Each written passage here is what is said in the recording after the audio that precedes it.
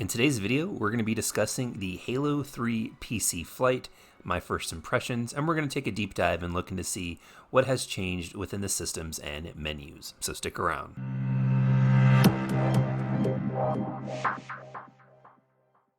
Hello everyone, and thank you for joining me here today. 343 Industries has finally dropped the Flight for Halo 3 on PC. So let's go ahead and take a look because there are some noticeable changes to the main menus and the way things are rearranged. So let's go ahead and take a look at the options in career. Now the first thing you'll notice here is that it has been rearranged. It used to be just one bar all the way across, and now it is a couple of bars across. The big change here that you see is the challenge hub. Now this is something that has been missing from the main game. The retail version has a beta version of the challenges where you just complete each level and each campaign at a different difficulty and you will be rewarded XP upon finishing them. However, here we actually have the challenge hub. Now you'll see seasonal, weekly, and weekly PvE and PvP. So let's go ahead and take a look at the seasonal right now.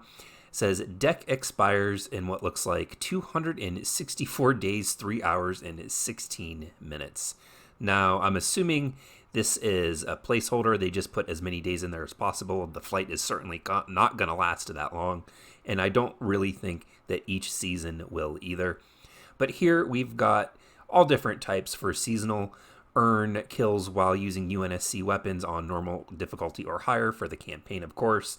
And the big thing here is it'll tell you what you get for completing this challenge. Now I have 165 out of 750. That is a lot. And of course, I believe this goes across the PvP and the PvE. So if you want to play through campaign missions and or firefight, once this is released to the main retail version, you'll be able to do so there.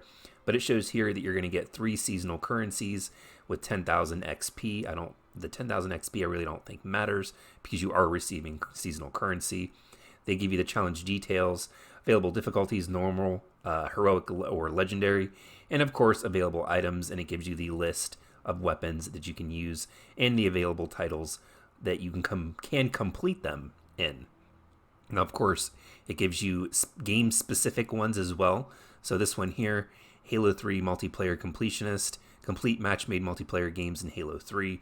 And this is just for finishing matches, which will give people an incentive, hopefully, to not leave early or quit.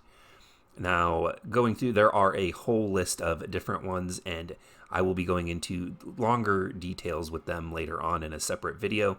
But we also, again, have weekly PvP, and these also pop up during the match. It'll tell you while you're playing, while you're making progress, a little bar will pop up and say you've got this much left to go. Now moving on to the customization.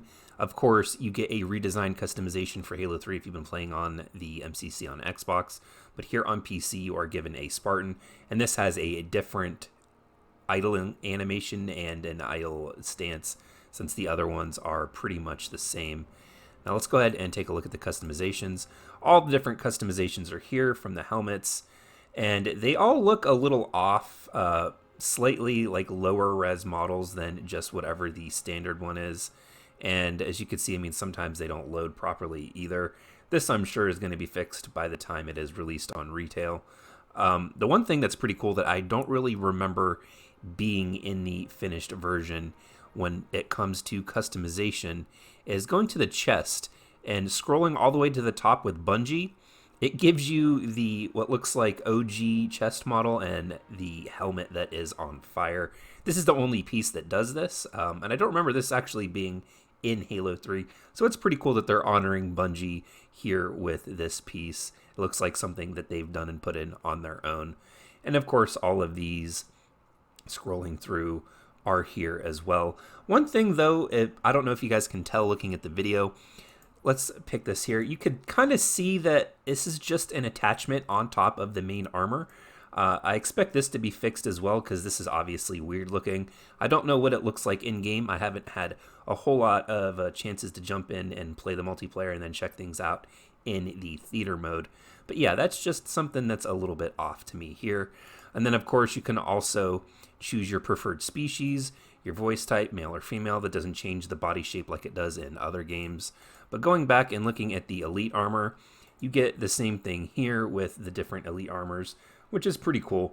I'm not too much of an elite gamer. When it comes to the preferred species, I definitely prefer to play as a Spartan, but this is still pretty cool.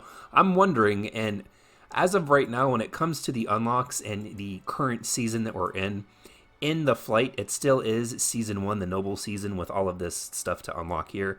I'm wondering, when moving into the retail version of Halo 3 on PC, if they're going to put all this unlockable armor in a Halo 3 Season Pass or Battle Pass, whichever you prefer to call it, and then, have you unlock things that way. And I'm also wondering now, since we're going to be gaining much, much more seasonal currencies for doing challenges. I mean, we're going to be getting 3 of them at a time in some cases here, sometimes 5 with looking at here, completing match-made multiplayer games in Halo 3. Just for completing 25 matches, you're guaranteed 5 seasonal currencies.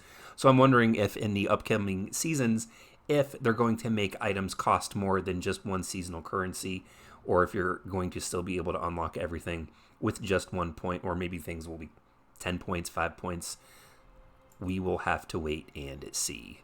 Now, there's something that's worth talking about that I don't see too many people speaking up about when it comes to Halo 3 in the Master Chief Collection. Now, historically, Halo 3 in the MCC has had horrible shot registration.